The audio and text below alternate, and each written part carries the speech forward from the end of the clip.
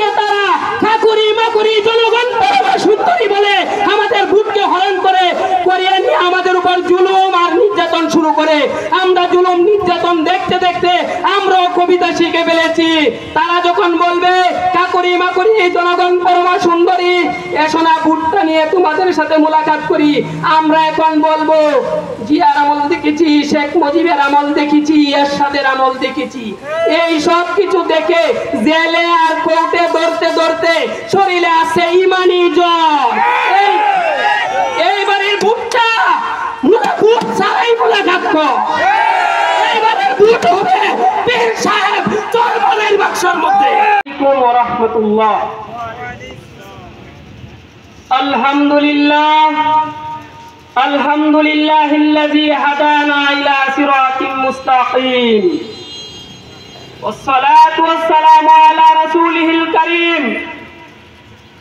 আম্মা বাদ, আউযু বিল্লাহি মিনাশ শাইতানির রাজীম। বিসমিল্লাহির রাহমানির রাহিম। ওয়া কুল জাআল হক ওয়া যাহাকাল বাতিল। وقال رسول الله صلى الله عليه وسلم الظلم ظلمة يوم القيامة رواه مسلم. اللهم صل وسلم على النبي الأمي وعلى آله وسلم صلى الله عليه وسلم. जागे ना हो जागलो अफला के साया तले, हशर तक सोएरा होगे कब्र के साया तले। আলহামদুলিল্লাহ, সমস্ত প্রশংসা ওই রব্বে কারীম আল্লাহ তাআলার জন্য, যে মহান রব্বে কারীম আল্লাহ তাআলা এই মুহূর্তে এই সময়ে আমাদেরকে ইসলামী একটা রাষ্ট্র কায়েমের অবস্থা নিয়ে কথা বলার তৌফিক দান করেছেন। সেই জন্য শুকরিয়া আদায় করি আলহামদুলিল্লাহ। সর্বোপরি সমস্ত শহীদ ভাইদের, যেই সমস্ত শহীদ ভাই এবং উলামায়ে কেরাম, ছাত্র জনতা, তাওহীদি জনতাদের চেষ্টা এবং ত্যাগের বিনিময়ে আজ এই বাংলার জমিন থেকে জামানার শ্রেষ্ঠ ফেরাউন, কুখ্যাত ফেরাউন খুনি শেখ হাসিনাকে বিতাড়িত করা হয়েছে। সেই সমস্ত ছাত্র ভাইয়ের জন্য যারা শহীদ হয়েছে, আল্লাহ তাআলা যেন তাদেরকে জান্নাতের আলা মাকাম দান করেন। প্রিয় উপস্থিতি, দুঃখ আর ভারাক্রান্ত হৃদয় নিয়ে বলতে চাই, এই উপমহাদেশ 800 বছর মুসলমানরা শাসন করেছিল, কিন্তু কিছু কুচক্রী মহলের চক্রান্তর কারণে মুসলমানের হাত থেকে চলে বলে কৌশলে এই ইসলামী হুকুমাকে ধ্বংস করার জন্য একদল বিদেশি চক্রান্ত করে আমাদের ইসলামী আইন ব্যবস্থাকে খতম করে দিয়েছিল। ঠিক না বেঠি? তার এই ধারাবাহিকতায় আজ পর্যন্ত এই বিদেশি শত্রুদের একদল পাচাটা ছাটুকারা এই বাংলার জমিনে কাজ করতেছে। প্রিয় উপস্থিতি, ইতিহাস জানতে হবে, ইতিহাস স্মরণ রাখতে হবে। আসেন চোখ রাখেন, দি ইন্ডিয়ান কি মুসলমান, দি ইন্ডিয়ান মুসলমান আজও আমি মুতালা করেছি। ইন্ডিয়ার মুসলমানদের ইতিহাস, বাংলাদেশের মুসলমানদের ইতিহাস ডক্টর আব্দুর রহিম রচিত, ডক্টর আব্দুল আলিম রচিত, দুইজনের সমন্বয়ে যে ইতিহাসটা লেখা হয়েছে, এই ইতিহাস আজও সাক্ষ্য দান করে এই উপমহাদেশ থেকে ওই বিদেশি শত্রুদেরকে উৎখাত করার ক্ষেত্রে সর্বপ্রথম সবচাইতে বেশি রক্ত, সবচাইতে বেশি মেহনত যাদের রক্ত ঝরেছিল তারা হলো উলামায়ে দেওবন্দ, উলামায়ে কেরাম। আজ এই উলামায়ে কেরামের রক্তের বিনিময়ে উপমহাদেশ থেকে যেমনি ভাবে ব্রিটিশ সরকার বিদায় হয়েছে, তাদের এই ধারাবাহিকতায় উলামায়ে দেওবন্দের রক্ত শাপলা চত্বরে পড়েছিল 13 সালে। ঠিক না বেটি? নারায়ে তাকবীর, দুনিয়ার মুসলিম, নারায়ে তাকবীর। আল্লাহ তাআলা আমার কত ভাই ছাত্র ভাইদের অন্তরে ইমানি জজ্বা তৈরি করে দিয়েছে, যেই জজ্বার জন্য তারা জেগেছিল। এই তারা এই মুহূর্তে জাগার কারণে আমরা আজ এত সুন্দর একটা বাংলাদেশকে যেই দুর্নীতিবাদ দখল করে রাখছিল তাদের হাত থেকে আমরা মুক্তি পেয়েছি।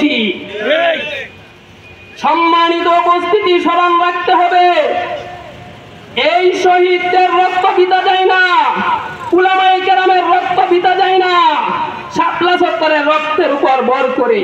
চরমনায় হযরতের রক্ত এই জমিনে পড়েছে, চরমনায় হযরতের উপর আক্রমণ করেছিল। আল্লাহওয়ালাদের রক্ত যেই জমিনে পড়বে, এই জমিন নাস্তিক থাকতে পারে না। বুখারীতে ইমাম বুখারী রাহিমাহুল্লাহ বাপ কায়েম করছেন, হাদিস আনছেন, মান আদালি ওয়ালিয়ান ফাকাদ আযানতুহু বিল হারব। আল্লাহর সাথে যারা বেয়াদবি করে তাদের সাথে যুদ্ধের ঘোষণা আল্লাহ তাআলা করে। আমাদের চরমনায় হযরত শাইখে চরমনায় শরীর থেকে রক্ত পড়ছে বাংলার জমিনে। এমনই ভাবে দুঃখ ভারাক্রান্ত হৃদয় নিয়ে বলতে চাই, যেই ব্যাপারে সরকারে কায়নাত হাবিবে কিবরিয়া মুহাম্মদ আরবি সাল্লাল্লাহু আলাইহি ওয়াসাল্লাম মিশকাত শরীফের হাদিসে ঘোষণা করেছেন, সাইকালুহু লা ইলাহা ইল্লাল্লাহ। তোমরা যখন গুনাহ করবা, তোমাদের অন্তরে যখন জং পড়বে, তোমরা জিকির দ্বারা কলব পরিষ্কার করবে। সেই সুবাদে এই কটিয়াদিরে একটা জিকির মাহফিল এর আয়োজন করা হয়েছিল। শাইখে চরমনাইকে প্রধান অতিথি হিসাবে দাওয়াত করা হয়েছিল। এই জালেম সরকারের কিছু গুন্ডা বাহিনী, জালেম সরকারের কিছু তথাকথিত পাঁচেতা প্রশাসনের জন্য আমাদের এই জিকিরের মাহফিলটা পর্যন্ত কটিয়াদি করতে পারি নাই। এই জনতা জানতে হবে, এই জুলুমদের জুলুম সর্বাবস্থা থাকে না। মুসলিম শরীফের হাদিসে আল্লাহ রাসূল বলেছেন, আয-যুলমু যুলমাতু ইয়াউমাল কিয়ামাহ। জুলুমকারীরা কিয়ামতের দিন ঘোর অন্ধকারে পরিণত হবে। আজ আল্লাহর মেহেরবানি আমরা দেখতে পাইতেছি, হাসর কায়েম হওয়ার আগে এই দুর্নীতি বা জুলুমদের অন্ধকার দুনিয়াতেই শুরু হয়ে গেছে। প্রিয় উপস্থিতি, দুঃখ লাগে এই জন্য বলতেছি, এই উলামায়ে কেরামের রক্ত, এই উলামায়ে কেরামকে যেভাবে গ্রেফতার করা হয়েছিল, তাদের এই পরিবারের আত্মনা, এই সব দিক বিবেচনা করে সব দিকের একটা চেতনা আল্লাহ তাআলা এই যুবকদের অন্তরে, ছাত্র ভাইদের অন্তরে জাগায়া দিয়েছেন। এই জন্য তো ডক্টর ইকবাল বলে, জাগে না হো জাগলো আফলাকে ছায়া তোলে, হাসর তক সোয়ে রাহোগে কবর কে ছায়া তোলে। হে মুসলমান, জাগো জাগো জাগো, ঘুমানির সুযোগ আর নাই। ঘুমাইবা তো কেবল কবরে। কোথায় ঘুমাবো আমরা? কোথায়? কবরে ঘুমাবো। এই দেশের মধ্যে আমরা জাগবো, জাগিয়া নাস্তিক, মুরতাদ এবং দুর্নীতিবাদ সরকারদের বিরুদ্ধে আমরা স্লোগান থাকবে ইনশাআল্লাহ। প্রিয় উপস্থিতি, আজ যেভাবেই হোক আল্লাহর মেহেরবানি এই স্বৈরাচার, এই খুনি হাসিনা দেশ থেকে বিতাড়িত হয়েছে।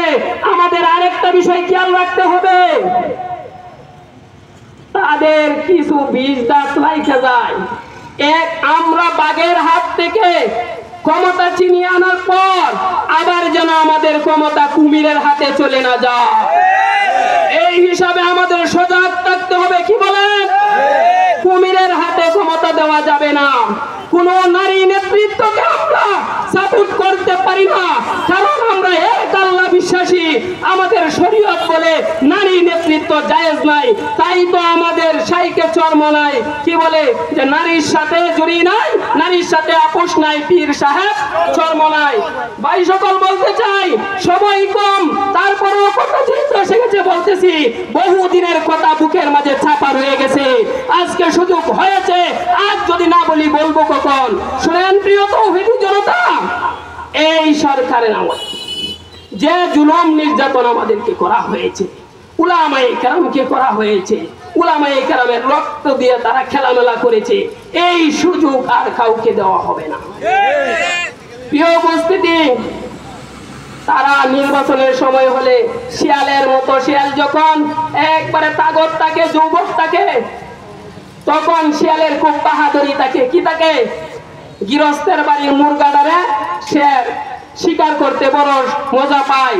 যখন সে দুর্বল হয়ে আসে, তখন তো আর সে মুরগা শিকার করতে পারে না, তখন সে চলে বলে কৌশলে একটা কৌশল অবলম্বন করে। কি কৌশল অবলম্বন করে? শিয়ালটা তখন চিন্তা করে, এখন আমার বাহাদুরি দিয়ে আর কিছু হবে না, এখন আমরা কি করব, আমি অন্য একটা টেকনিক্যাল অবলম্বন করতে হবে।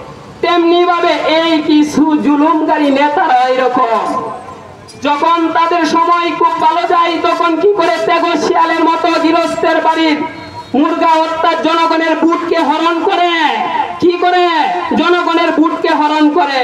আবার যখন দুর্বল হয়ে যায় তখন যেই টুপি দেই দাড়ির বিষয়ে তারা জঙ্গিবাদ বলে আখ্যায়িত করে, সেই দাড়ি এবং টুপি, সেই সুন্নতি জামা গায়ে দিয়া মানুষের দরে দরে যায় বুট চায়। এই শিয়ালদেরকে আমরা চিনতে হবে। এই তখন শিয়াল যখন দুর্বল হয়ে যায় তখন কি করবে, তার পেটে ক্ষুধা নিবারণ করবে কিভাবে, তখন সে নদীর পাড়ে যায় কাঁকড়ার গাথা খুঁজে। কি খুঁজে? কাঁকড়ার গাথার পাশে যায় সে একটা কবিতা পড়ে। কি কবিতা পড়ে? কাকুরি মাকুরি পরমা সুন্দরী, এসোনা গর্তের ভিতর থেকে বের হয়ে মুলাকাত করি। এই সুন্দর কবিতা শুনলে তো কাঁকড়া একটা বের হয়ে আসে। আসার সাথে সাথে এই শিয়াল মামু গপ কইরা গ্রাস করে নেয়। এইরকম ভাবে দু একটা কাঁকড়া যখন দেখতে পায় তখন তারাই বলিসি বুঝে ফেলায় করে কি, দ্বিতীয়বার যখন আবার কবিতা যায় পড়ে, কাকুরি মাকুরি পরমা সুন্দরী এসোনা গর্তের ভিতর থেকে মুলাকাত করি, তখন এই যে চালাক কাঁকড়াগুলা বলে যে সারাদিন গর্তের ভিতর দৌড়াদৌড়ি করে শরীরে আসছে জ্বর, এইবারের মুলাকাতটা বাহিরে তাইকা কর।